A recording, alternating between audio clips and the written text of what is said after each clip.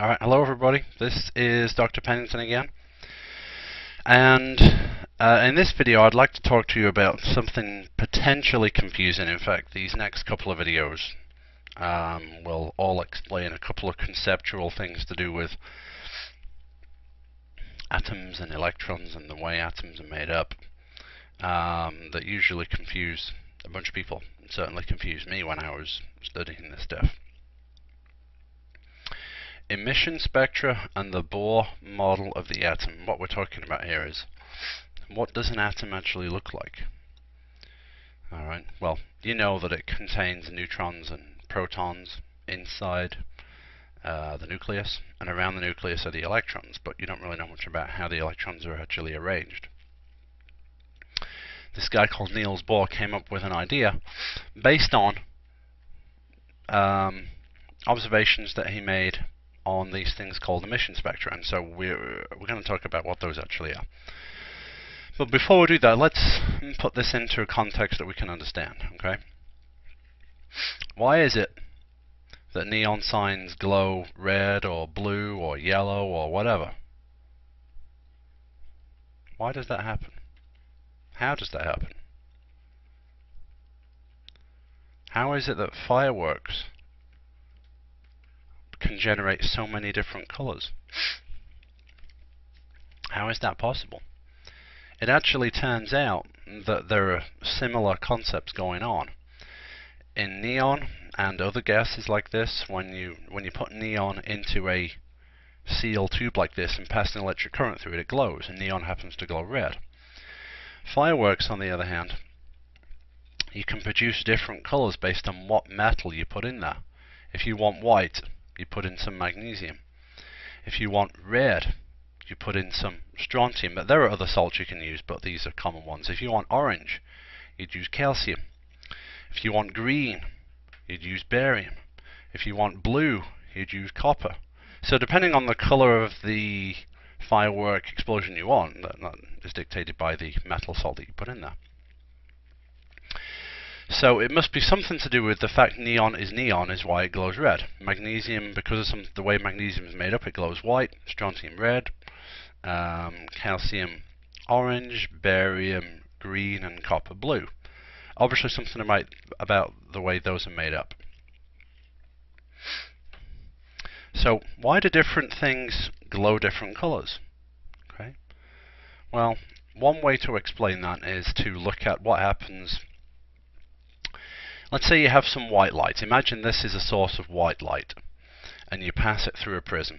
You guys know what that white light does. It splits into all the constituent colors of the rainbow. The idea being that white is a amalgamation of all these different colors, all mixed together. And within this huge spectrum of color, there's an infinite number of lines here corresponding to a bunch of different transitions. Electrons moving up and down. Well, so this is the kind of thing that you normally expect to see if you pass white light through a prism. But what if you pass a different sort of light through a prism? What if you take, say, a hydrogen lamp, or maybe a helium lamp, or maybe barium? It doesn't really matter. If you take your hydrogen lamp, turn it on, pass that light through a slit, pass the light through that light through a prism, gets split up into its constituent colors. The thing you'll notice about hydrogen and helium and barium and pretty much every other element is that it splits into its constituent colors, but you'll notice there's not very many of them. For hydrogen, there appear to be 1, 2, 3, 4 lines there, which doesn't suggest very many colors. For helium, there appear to be 3, 4, 5, 6. There might be others that we can't spot. For barium, there's a few more. Notice those are all very different to the white light spectrum. There's a lot more transitions going on here than there are here and here. So what this means is each of these lines corresponds to something happening. Otherwise the lines wouldn't be there. Now what do these lines mean? Does it matter that they're where they are and the color that they are? Well, actually, yes, it does. Okay. Every time you turn on a hydrogen lamp and pass it through this and do this, pass it through a prism, you will get exactly the same looking result. This is called an emission spectrum. or a line spectrum, you'll see exactly the same 4 lines every time you do it, which means every time you turn on the hydrogen lamp, the same thing appears to be happening. Now, each of these lines are a particular color, which suggests they have a particular wavelength. Just as you know, the wavelength of light, or visible light, determines its color.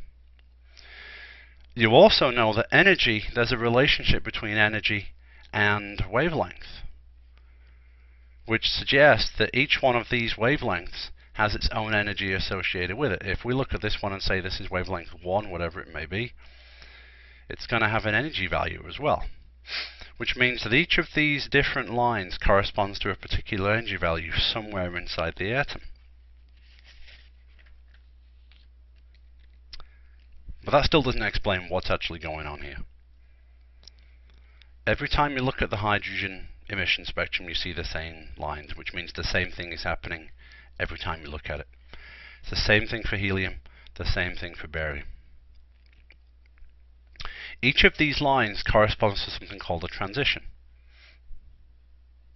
Transition. Something moving. Now, that something that's moving is actually an electron.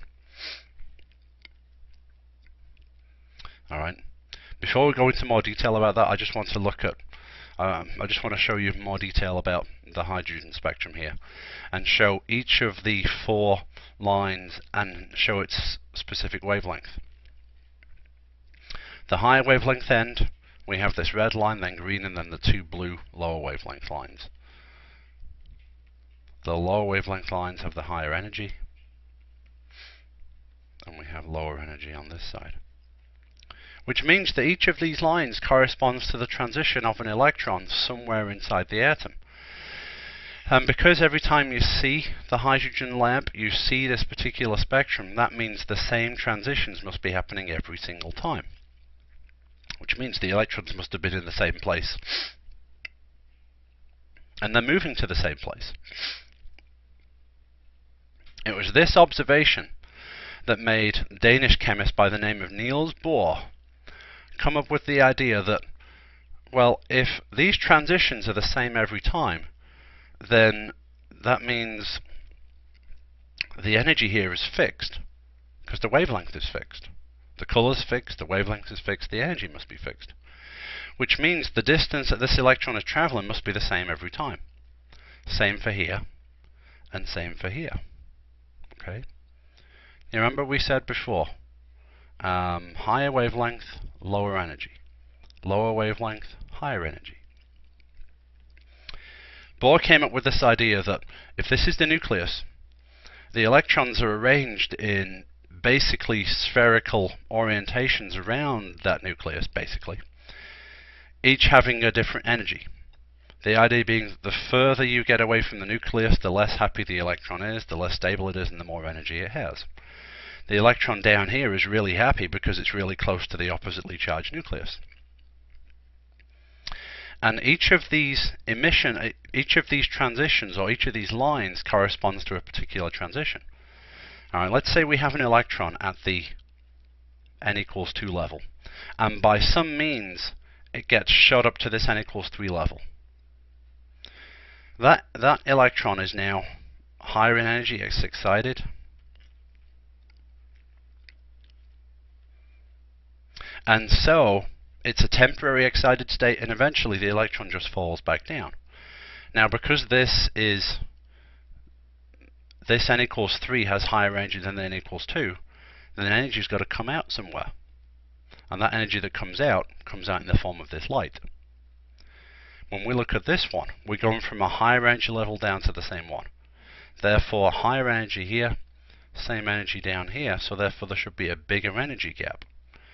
Larger energy means a lower wavelength. And an even bigger energy here corresponds to an even lower wavelength. So pulling this all together, what this means is for the hydrogen spectrum, this line corresponds to an electron moving from one high energy orbital down to another, down to a lower one. Same for the green, moving from a higher energy to a lower energy, even higher and then higher still. All this means in barium is because barium's larger, it's more complicated, there's more places for electrons to move from and to, hence more lines. The larger the atom, the more lines you'll see. Alright? So that essentially is what an emission spectrum is, how it works, and how it gave rise to the Bohr model of the atom. Okay, I hope that made things a little bit clearer. Thank you.